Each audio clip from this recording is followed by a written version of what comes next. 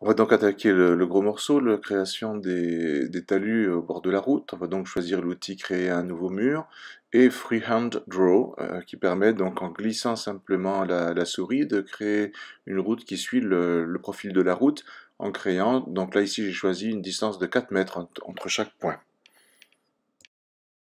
Il est très important de veiller à ce que le début et la fin du mur correspondent exactement au point précis sur la route qu'on a repéré quand on a fabriqué les textures. Ensuite, en ayant choisi l'outil mauve, on va sélectionner un point et appuyer sur la touche A du clavier et glisser progressivement vers l'extérieur de la route et automatiquement tous les points vont se placer en suivant la ligne du rebord de la route. Après, c'est quand même souvent qu'il faut faire des retouches de détails. Puis, comme pour le muret qu'on avait fait tout à l'heure, et bien donc on va utiliser les cross-sections pour donner une forme au talus, en gardant un petit peu aussi globalement dans la réalité comment c'est. Donc cette section-là qu'on a acquis en rouge, on va donc la placer, puis on va la copier et on va la coller sur l'ensemble du mur. Donc vous voyez là on est à l'autre bout du mur qui a exactement la même forme. On va choisir l'outil peinture pour mettre les textures, mais attention, par défaut là, les murs ils ont des panneaux de texture de 12 mètres. Et donc moi j'avais calculé c'est entre 20 et 30. Donc là si je mets à 20 mètres, je vais avoir 9 panneaux sur la longueur de mon mur. Donc j'ai vu qu'il faut 22 mètres pour que ça fasse pile 8 textures sur la section qui a été choisie. Donc là, vous voyez, j'ai sélectionné la partie du bas du talus, et donc là, j'ai réglé sur 22, sur 20, je crois, à ce moment-là, et en haut, c'est encore sur 12. Donc, vous voyez, les deux parties, les deux pans sont séparés, et donc, avec quelques essais, je suis arrivé à l'idée de 22. Je vais mettre mes deux rangées donc, à 22, et après, je vais plaquer les textures dessus. Donc, on peut jeter un petit coup d'œil à la forme un petit peu globale des talus. Et ici pour le tuto, je commence déjà à donner une forme, mais en fait, vaut mieux en faire très très peu au début. Faut d'abord plaquer les textures et donner des formes après, parce qu'après ça va déformer l'intérieur des images, etc. Mais donc, vous voyez, on peut rajouter des points, faire un petit passage un peu plus plat.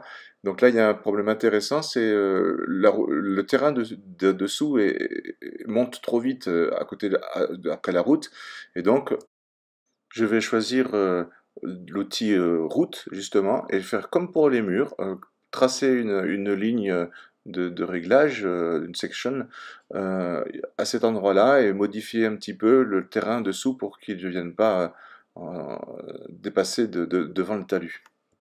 Il y a plein d'astuces de réglage pour justement ces talus, ces jointures, ces routes, mais je pense que je ferai un tuto plus tard juste là de ce détail-là. Après, c'est la même chose que pour les murs. On va chercher la première texture qu'on a fabriquée, on la met sur le premier panneau de texture, on fait une rotation d'un quart de tour sur la gauche, on copie cette texture, on la glisse sur le panneau du haut, et on met la petite flèche horizontale pour que ça fasse un miroir, du coup, comme ça. De toute façon, ça sera caché par les feuilles en haut, hein. Donc c'est pour ça que je me permets de faire ces textures à miroir qui gagnent beaucoup, beaucoup, beaucoup de temps et de poids et de travail. Ça sera caché par les feuilles de toute façon. Donc après je mets la deuxième texture. Euh, Là pour l'instant vous voyez la première sur le panneau. Et ce qu'il faut faire c'est bien cliquer en cliquant CTRL à l'endroit des jointures entre les panneaux, de manière à séparer, donc justement que ça fasse une texture différente sur le deuxième panneau. Parce que sinon ça fait un seul panneau pour l'ensemble. Donc vous voyez ici je vais cliquer avec CTRL appuyé sur le clavier pour séparer la première et la deuxième texture. Et après, donc du coup, je pourrais mettre la deuxième texture euh, au bon endroit.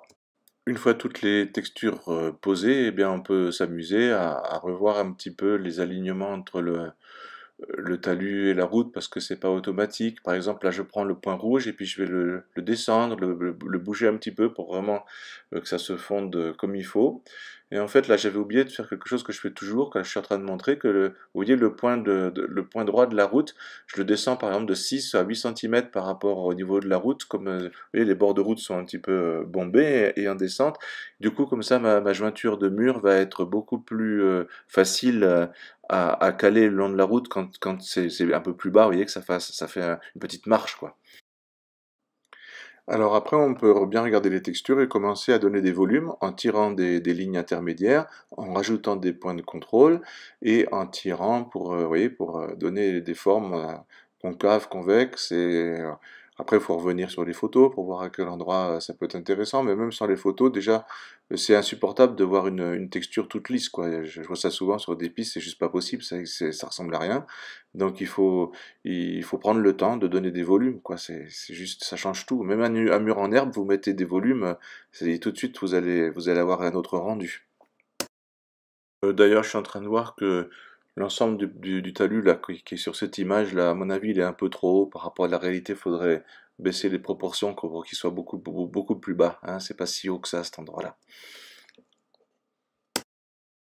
Donc arrivé là, bien sûr, il faut sauver son travail régulièrement et faire même des copies de sauvegarde en cas de mauvaise route.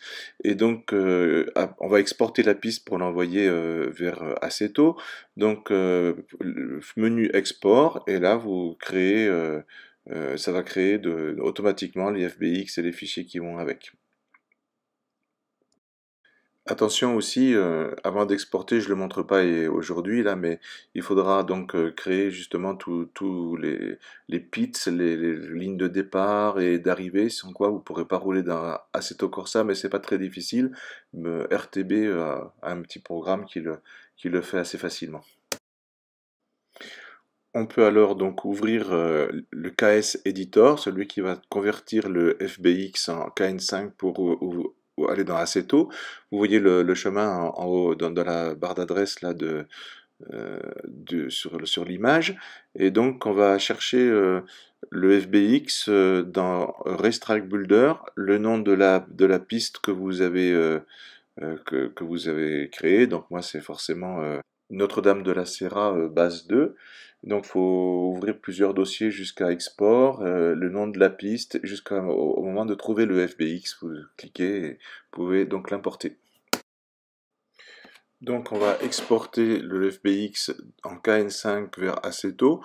Donc, il faut au préalable avoir dupliqué une piste dans le dossier des pistes de Assetto, en modifiant bien sûr le nom de la piste tout en minuscule, le titre de la piste, et surtout dans le dossier UI, il faut modifier le fichier JSON en mettant à l'intérieur du fichier JSON qui s'ouvre avec le petit fichier de lecteur notes du PC, modifier aussi le nom de la piste dans le fichier JSON, sinon la piste ne s'ouvrira pas, mais je montrerai ça un autre jour.